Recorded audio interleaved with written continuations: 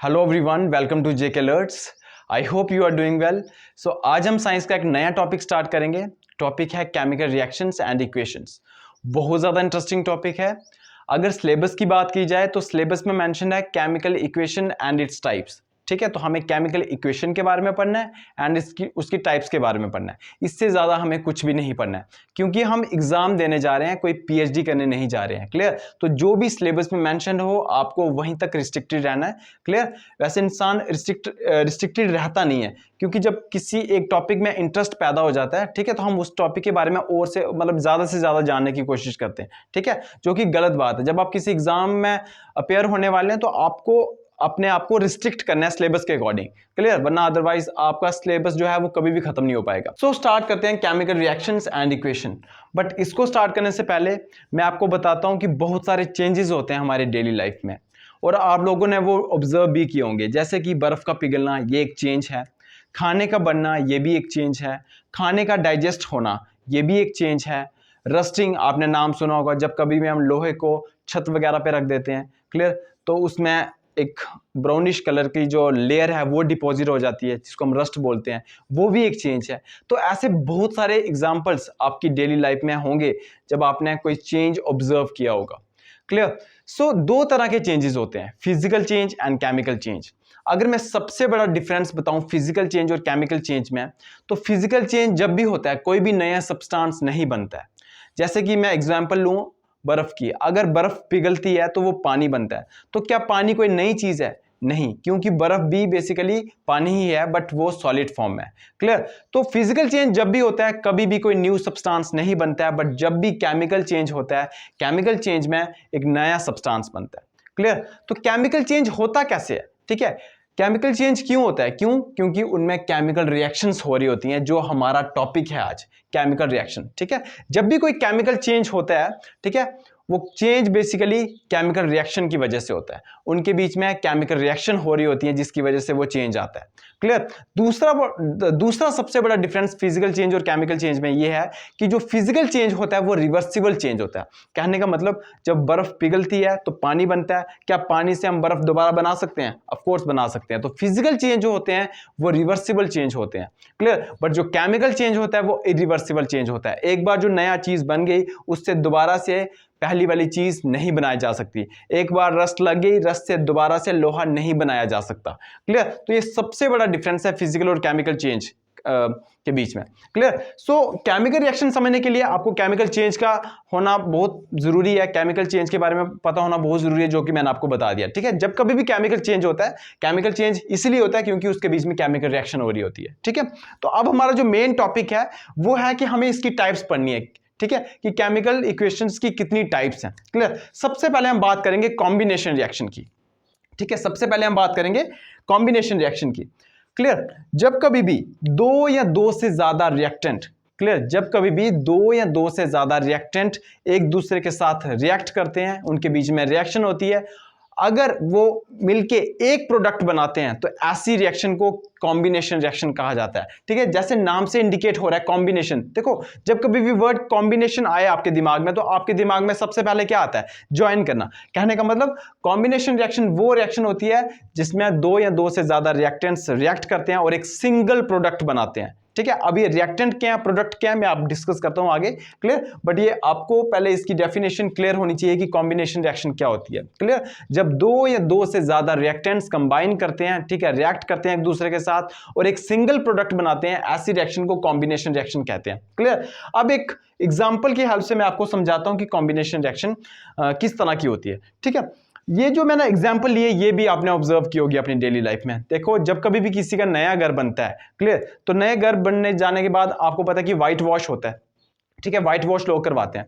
तो white wash करने के लिए, ठीक है, आप लोगों ने जो भी व्हाइट वॉश करने आए होते हैं, ठीक है, उनके पास एक व्हाइट पाउडर देखा होगा आपने, ठीक है, जिसको कैल्शियम ऑक्साइड बोलते हैं। क्लियर? और इसका दूसरा नाम क्विक लाइम है। क्लियर? मैं एक बार दोबारा से रिपीट कर देता हूं कि जब कभी भी हम लोग व्हाइट वॉश करवाते हैं, ठीक है, तो जो व्हाइट वॉश करने आते हैं लोग, उनके पास एक व्हाइट कलर का पाउडर होता है, ठीक है, जिसको हम कैल्शियम ऑक्साइड कहते हैं या क्विक लाइम कहते हैं। ये आपको दोनों के दोनों नाम याद रखने हैं। और कैल्शियम ऑक्साइड का फॉर्मूला होता है CaO, ठीक है। Ca जो है बेसिकली सिंबल है कैल्शियम का, और जो O है यहाँ पे ऑक्सीजन है। क्लियर? तो ये कैल्शियम ऑक्साइड है। अब कुछ बच्चों के दिमाग में ये वर्ड आ रहा होगा कि अगर ये O ऑक्सीजन है तो कैल्शियम ऑक्सीजन क्यों नहीं लिखा गया, कैल्शियम ऑक्साइड क्यों लिखा गया?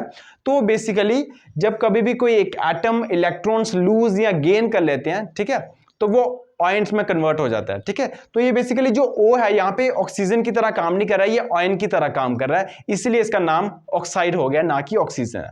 क्लियर? आई होप क्लियर हुआ होगा। सो जो उनके पास व्हाइट कलर का पाउडर होता है जिसको हम कैल्शियम ऑक्साइड बोलते हैं, उसमें वो क्या करते हैं, उसमें पानी डालते हैं।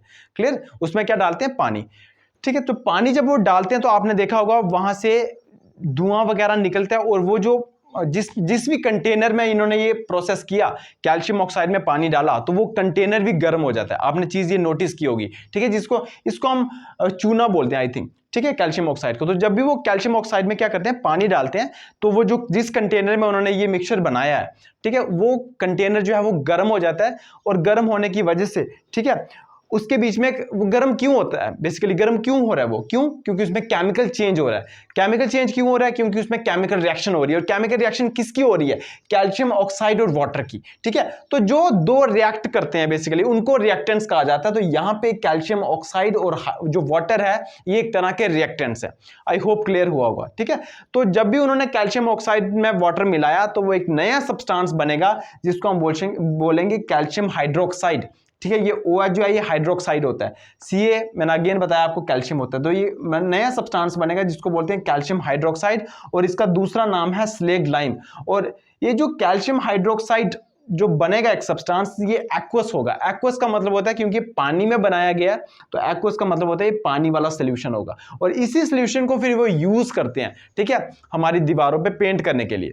आई होप क्लियर होगा। तो इसमें हुआ क्या कि दो रिएक्टेंट मिलके एक प्रोडक्ट बना रहे हैं, तो ये एग्जांपल हुई कॉम्बिनेशन रिएक्शन की, ठीक है। तो जैसे कि मैंने आपको बताया, कॉम्बिनेशन रिएक्शन वो रिएक्शन होती है जिसमें दो या दो से ज्यादा रिएक्टेंट्स मिलके एक प्रोडक्ट बनाते हैं। देखो ये दो रिएक्टेंट्स हैं, यहां पे इनके बीच में रिएक्शन हो रही है और एक प्रोडक्ट बन रहा है, दैट इज कैल्शियम हाइड्रोक्साइड, ठीक है।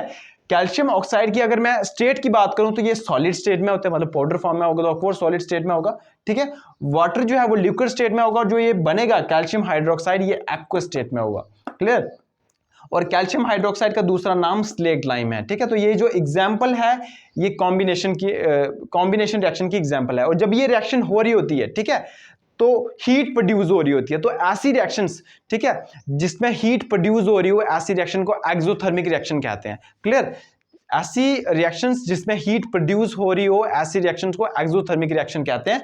तो जब भी ये चूने में पानी डाला जाता है कैल्शियम हाइड्रोक्साइड बनाने के लिए, ताकि हम अपनी दीवारों पे लगा सकें, ठीक है, इस रिएक्शन में हीट प्रोड्यूस होती है, तो ये एक तरह की एक्सोथर्मिक रिएक्शन है, ठीक है। अब इसके बारे में एक और मैं आपको इंटरेस्टिंग फैक्ट बताता हूं, ठीक है। आप लोगों ने नोटिस किया होगा कि जब कभी भी हम फर्स्ट टाइम पेंट करवाते हैं तो वो पेंट बिल्कुल लाइट सा दिखता है, बट 2 या 3 दिन के बाद वो पेंट बिल्कुल शाइन करने लग पड़ता है, ठीक है। ऐसा क्यों?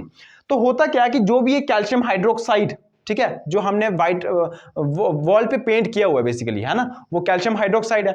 तो जो भी कैल्शियम हाइड्रोक्साइड हमने पेंट किया होता है वॉल पे, आपको पता है कि वॉल जो है बाहर वगैरह होती है, और आपको पता है जैसे इस रूम की बात कर लो आप, ठीक है। तो मैंने सपोज करो कि इस रूम में व्हाइट वॉश करवाया अपने दीवारों पे, ठीक है, और मुझे पहले दिन में तो बिल्कुल फीका सा लगेगा कि बिल्कुल फीका है, ठीक है, बिल्कुल लाइट सा कलर आ रहा है, क्लियर। पर 2 या 3 दिन के बाद ये होगा क्या कि बहुत ज्यादा डार्क हो जाएगा, वो मतलब बहुत शाइन करेगा वॉल मेरी, क्लियर। तो वो ऐसा क्यों होता है? क्योंकि जो कैल्शियम हाइड्रोक्साइड होता है ना, जो मैंने दीवारों पे लगाया है, वो रिएक्ट करता है कार्बन डाइऑक्साइड। अब कार्बन डाइऑक्साइड कहां से आ गई?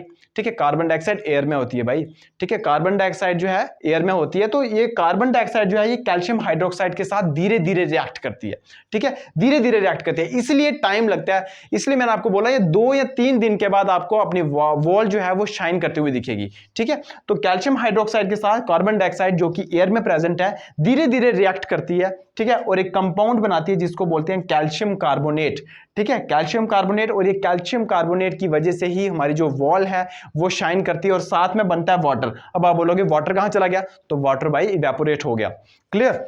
तो ये इंपॉर्टेंट बात है, इससे रिलेटेड थी इसलिए मैंने यहाँ पे लिख दी हुई है। क्लियर? जैसे कैल्शियम कार्बोनेट, आपने मार्बल सुना होगा, उसका फार्मूला भी कैल्शियम कार्बोनेट यही होता है, CaCO3। आई होप आपको क्लियर हुआ होगा। अब मैं दूसरी एग्जांपल लूँ कोई कॉम्बिनेशन रिएक्शन की, तो जैसे आपने हाइड्रोजन गैस नाम सुना होगा। जब हम हाइड्रोजन गैस की रिएक्शन ऑक्सीजन गैस के साथ करवाते हैं तो आपको पता है क्या बनता है, वाटर बनता है। ठीक है, तो दो रिएक्टेंट जब मिलकर एक प्रोडक्ट बनाते हैं तो उसको कॉम्बिनेशन रिएक्शन बोलते हैं। तो मतलब जब भी वाटर की फॉर्मेशन होती है, ठीक है, हाइड्रोजन गैस और ऑक्सीजन गैस के कॉम्बिनेशन से, तो ये कॉम्बिनेशन रिएक्शन की एग्जांपल है। क्लियर? जैसे कार्बन है, कार्बन जब ऑक्सीजन के साथ कंबाइन करता है, रिएक्ट करता है, तो कार्बन डाइऑक्साइड बनती है, ये भी एक कॉम्बिनेशन रिएक्शन की एग्जांपल है। ठीक है, तो आई होप आपको कॉम्बिनेशन रिएक्शन क्लियर हुई होगी, और जितनी भी मैंने एग्जांपल लिए हैं ये हमारी डेली लाइफ से रिलेटेड है। क्लियर? तो इससे आपको हेल्प मिलेगी समझने में। इस वीडियो को हम यहीं पे खत्म करते हैं, मिलते हैं नेक्स्ट वीडियो में नई रिएक्शन के साथ। Till then good bye.